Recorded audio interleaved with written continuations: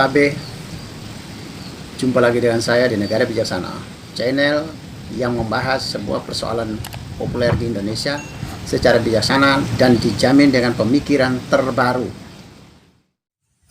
Masalah IKN Nusantara, Ibu Kota Negara Nusantara di Kalimantan, sekarang ini pemerintah sudah memutuskan secara legal, paten, dan bahkan sudah ada pekerjaan-pekerjaan awal yang sudah dimulai di Kalimantan Timur, tetapi penolakan-penolakan masih terus terjadi. Di dalam negara demokrasi seperti Indonesia, memang pro kontra itu tidak ada yang salah, tidak ada yang haram, tidak dilarang ya. Boleh, bahkan konstitusi kita menjamin untuk perbedaan pendapat. Cuma di dalam setiap negara, termasuk Indonesia, itu memiliki ketatanegaraan. Jadi demokrasi, kebebasan berbicara, kebebasan berpendapat boleh, asalkan dia tetap ada di dalam rel ketatanegaraan. Ini baru mulai ya, tetapi sudah memakan korban ini. Saya lihat masalah di pemindahan ibu kota negara ini sudah memakan korban. Contohnya ada beberapa yang seperti Edi Mulyadi sudah diproses hukum karena soal ketidaksetujuannya terhadap pemindahan ibu kota negara. Meskipun poin yang dipersoalkan itu bukan soal pemindahan ibu kota negara, tapi tata cara berargumentasi, tata cara berkomunikasinya yang dipersoalkan secara hukum, baik hukum positif maupun di masyarakat Dayak masih menginginkan penyelesaian secara hukum adat kebudayaan Dayak.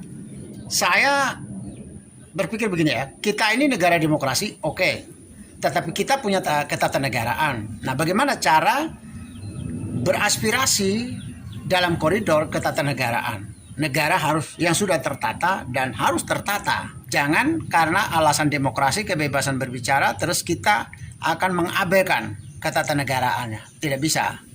Karena ketatanegaraan merupakan satu keputusan hukum, suatu norma dalam hidup bernegara. Ini secara hukum, secara ketatanegaraan, pemindahan ibu kota ini kan sudah resmi, sudah diputuskan lewat undang-undang.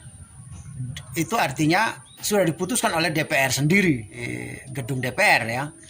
DPR itu representasi dari semua warga negara, suara rakyat.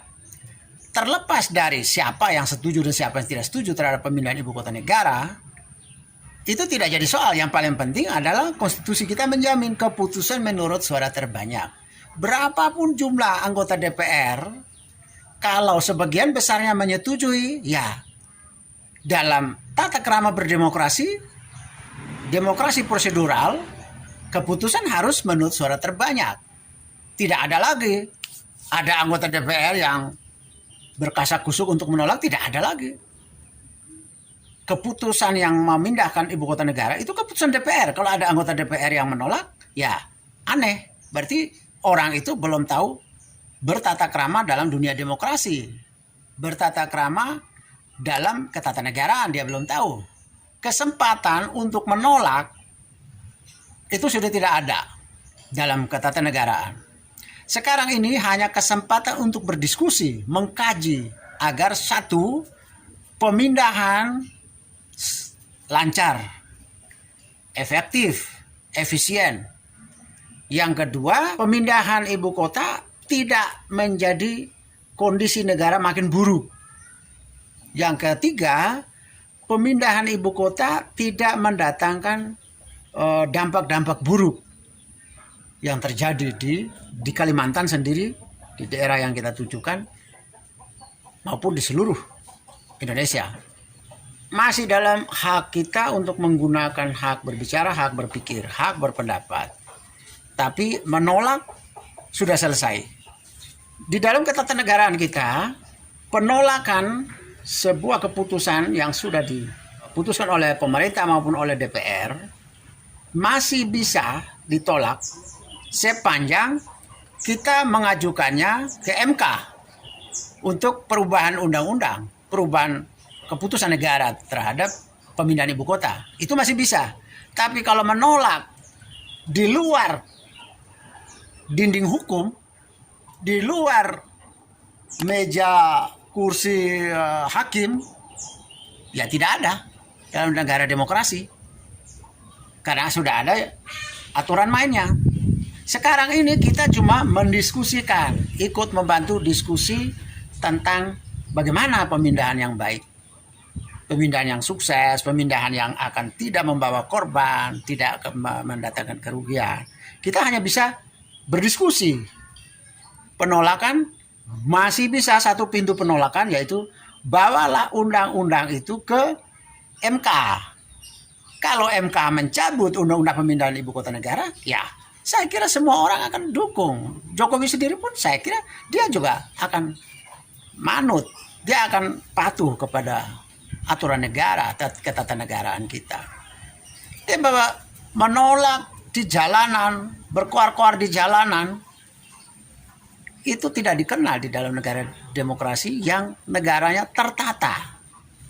Jadi saya berharap supaya semua orang yang menolak itu bawalah lewat pintu pengadilan ke MK, Mahkamah Konstitusi ya, untuk mengubah keputusan pemerintah, untuk mengubah undang-undangnya. Itu satu. Tidak boleh berteriak-teriak di luar, menghasut di luar, tidak boleh. Itu Anda kelihatannya sebagai orang yang tidak kenal tata krama, tidak kenal budaya, peradaban demokrasi Anda tidak kenal. Kita ini hanya bisa membantu lewat kajian-kajian kritis, seperti saya bilang tadi, untuk melihat bagaimana pemindahan yang efektif, sukses, hemat biaya, cepat, kemudian ke depan tidak membawa korban, bahkan menjamin efektivitas kesejahteraan negara, kemakmuran negara menjadi lebih bagus ketika ibu kota dipindah. Kita punya wilayah suara di situ. Berarti suara apa itu? Suara akademis, suara kajian dengan berbagai metode, dengan menggunakan akal sehat, dengan menggunakan logika, dengan menggunakan banyak referensinya. Kita hanya bisa di situ, bermain di situ. Satu, ada alasan di sana, di hutan jauh kayak gitu, tidak ada orang yang mau pindah. Itu satu. Yang kedua, ada alasan bahwa nanti hutan di Kalimantan banyak yang dibabat. Berarti kita tidak pro ekosistem, kita tidak pro lingkungan. Itu dua. Ketiga, ini belum timingnya, bahwa negara dalam kondisi ekonomi tidak siap untuk mengurus sebuah pemindahan ibu kota negara yang berbiaya besar. Paling tidak itu saya tangkap itu ada 3 isu ini ya. Pertama saya menjawab begini ya. Bagi mereka yang tidak mau pindah, bilang tidak ada yang mau pindah, saya kira begini. Di negara demokrasi tidak ada hukum aturan main bahwa seseorang harus pindah ke sebuah lokasi ya, sebuah areal. Di dalam hukum, undang-undang PBB dan segala, memilih tempat tinggal itu kan adalah hak. Anda mau ke sana boleh, Anda tidak mau ke sana boleh. Kebebasan memilih tempat tinggal itu kan dijamin oleh hak asasi manusia yang di PBB juga ada, dan di Indonesia juga ada. Konstitusi kita mengatur ada beberapa hak dasar manusia, hak asasi manusia. Salah satunya adalah hak memilih tempat tinggal. Sekarang kalau Anda tidak mau tinggal di Kalimantan, di ibu kota baru, lah siapa yang harus memaksa Anda? Sampai sekarang kan yang tinggal di Jakarta itu kan cuma berapa puluh juta orang dari 270 juta penduduk kita. Berarti kan 230, 240, 250 juta ini kan hidupnya kan bukan di Jakarta, bukan di ibu kota negara selama 70-an tahun. Tidak ada masalah. Saya tinggal di Jogja, nggak ada masalah. Saya tidak mau ke Jakarta. Loh, memangnya kalau saya tidak mau ke Jakarta terus apa salahnya? Memang salah orang kalau saya tidak mau ke Jakarta. Itu hak. Itu bagi yang mau ke ibu kota negara di Kalimantan, mau pergi ke sana, silakan. Bagi yang tidak mau, dia merasa nyaman hidup di Jakarta, Banten, atau di Jawa Barat, di Jogja, di Surabaya, monggo. Kok dipersoalkan ketika dirinya tidak mau ke Kalimantan? Memangnya kalau kamu tidak bisa ke Kalimantan, terus apa kerugian negara? Apa yang salah dari negara ini? Ya, hukum apa yang dilanggar kalau Anda tidak bisa ke Kalimantan, ke ibu kota negara yang baru, terus jadi persoalan? Di mana? Tidak ada alasan bahwa tidak mau ke Kalimantan jauh. Itu bukan alasan, karena itu hak Anda. Hak Anda yang bukan kewajiban orang lain, bukan kewajiban negara, bukan kewajiban pemerintah. Nggak ada kewajiban bagi orang lain, itu kan hak. Silakan membaca kembali konsensus hak asasi manusia yang diratifikasi oleh Indonesia dan juga di PBB. Itu kan tercantum. Memilih tempat tinggal adalah sebuah hak, bukan sebuah kewajiban. Tidak ada orang yang diwajib harus tinggal di ibu kota negara dong. Dan tidak ada orang yang harus bertanggung jawab atas ketidakbisaan Anda dalam memilih tempat tinggal di ibu kota negara. Kedua, mengenai lingkungan hidup. Sudah jelas akan ada banyak hutan di Kalimantan akan dibabat untuk membangun gedung. Sudah jelas. Tapi Anda lihat, nanti di Jakarta pun ada banyak area kosong ketika ibu kota sudah pindah. Departemen-departemen sudah pindah. Lembaga-lembaga negara sudah pindah ke Kalimantan. Maka di Jakarta sendiri ada banyak lahan yang kosong. Marilah kita berkontribusi pemikiran kepada pemerintah bahwa, hai Presiden, hai Gubernur Jakarta, jangan menggunakan semua lahan kosong di situ untuk menjual, untuk jadi industri, untuk jadi gedung lagi ya. Harus disisihkan untuk lahan hijau, baik untuk penanaman pohon maupun untuk peresapan air ke dalam tanah dalam Jakarta. Itu bisa saja mari kita menyumbang pemikiran semacam itu. Bukan lantas ketika di Kalimantan dibabat hutan terus ibu kota negara tidak boleh pindah. Lah bagaimana dengan Jakarta selama ini yang tumbuh gedung-gedung pecakar langit sampai pohon tidak bisa tumbuh? Kenapa kita tidak protes? Toh dulu kan juga di situ juga ada lahan kosong di Jakarta itu. Kan lama-kelama kan penuh dengan gedung, penuh dengan aspal, penuh dengan kaca, penuh dengan pabrik. Lah kenapa kita tidak protes pada waktu itu? Ingat, lihatlah kembali. Berapa abad yang lalu kita lihat lagi peta Jakarta masih hijau. Tidak ada masalah. Yang paling penting sekarang kita sumbang pemikiran, bahkan urun kerja. Jakarta setelah ibu kotanya dipindahkan, semua lahan kosong di Jakarta yang ditinggalkan oleh pemiliknya atau lembaga-lembaga gedung-gedung negara yang sudah berpindah ke Kalimantan hendaknya disiapkan untuk menjadi lahan hijau. Kita reboisasikan Jakarta. Bayangkan satu Jakarta bila 50%-nya saja atau 30%-nya saja dijadikan lahan hijau, ya sudah terganti kembali dengan hutan di Kalimantan yang kita babat untuk ibu kota negara baru. Dan juga kita ingatkan kepada pemerintah kalau mau membangun ibu kota negara baru di ibu kota Nusantara, namanya Nusantara katanya, atau di Kalimantan itu, ya mari kita urun rembuk pemikiran bahkan turun tangan bahwa membangun di sana jangan kayak membangun Jakarta. Membangun Jakarta itu semua jadi lahan kosong tidak ada, lahan hijau tidak ada, semua gedung, semua aspal, semua kaca. Jadi kalau ibu kota negara baru nanti kita ingatkan kepada pemerintah, bahkan kita turun tangan bersama, membangun harus menyiapkan lahan hijau.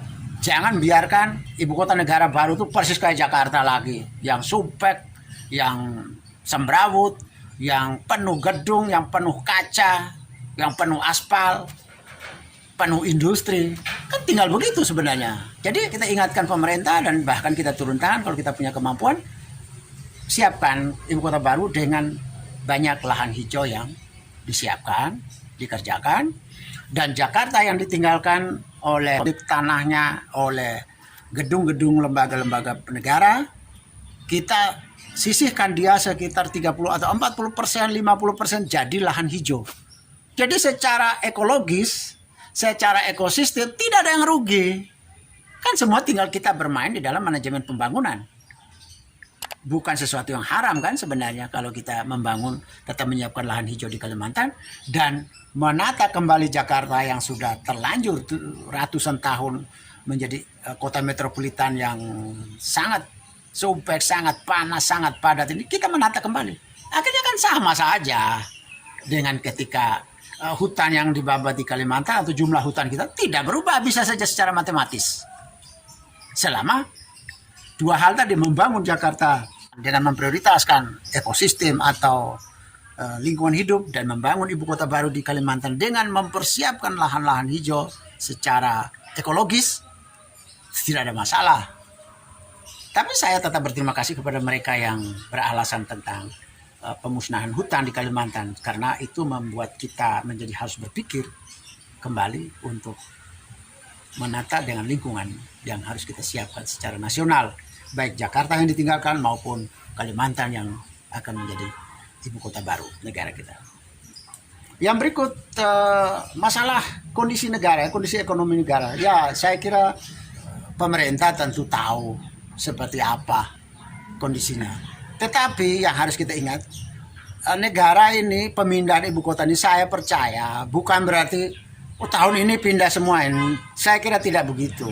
Pemindahan itu bisa-bisa sampai 20-an tahun baru selesai. Sekarang mengerjakan apa, sekarang membangun apanya dulu. Tak, baru suatu waktu pindah semua.